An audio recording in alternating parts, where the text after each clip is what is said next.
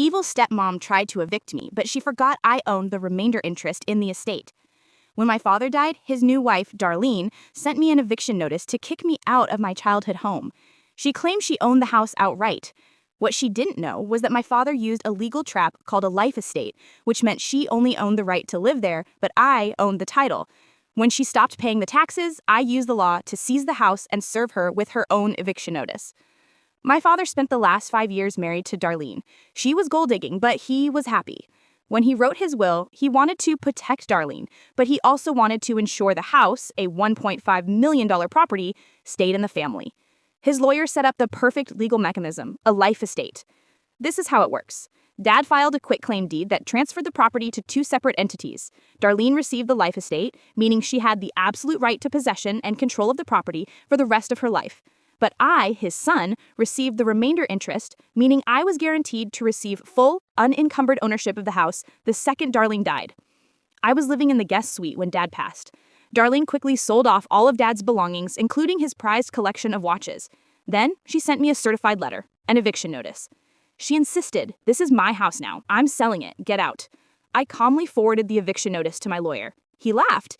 He explained, "Darlene can't sell anything. She only owns the right to live there. She is a life tenant and she cannot touch the underlying asset, your house." But here was the key. A life estate holder has a fiduciary duty to the remainder interest holder, me.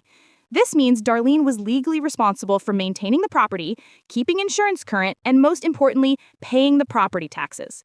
My lawyer immediately checked the county records. Darlene, believing the house was hers, hadn't paid the property taxes in 6 months. She was in breach of contract with the terms of the life estate. This was the weapon I needed.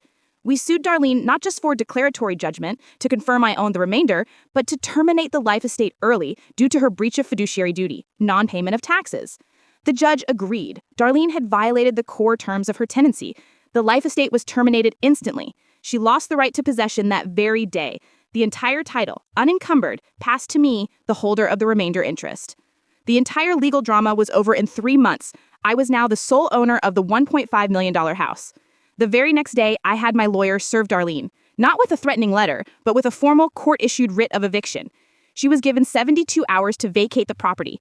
Darlene learned the hard way. Trying to steal an inheritance from a grieving son is dangerous, but trying to steal an inheritance when you are legally obligated to pay the taxes on it is just expensive stupidity. My dad set up the life estate to try and keep the peace between Darlene and me, but it led to a brutal legal war and eviction. Do you think life estates are smart ways to pass on property after a second marriage, or do they always create more conflict between the biological kids and the step-parent? Let me know your advice on inheritance in the comments below.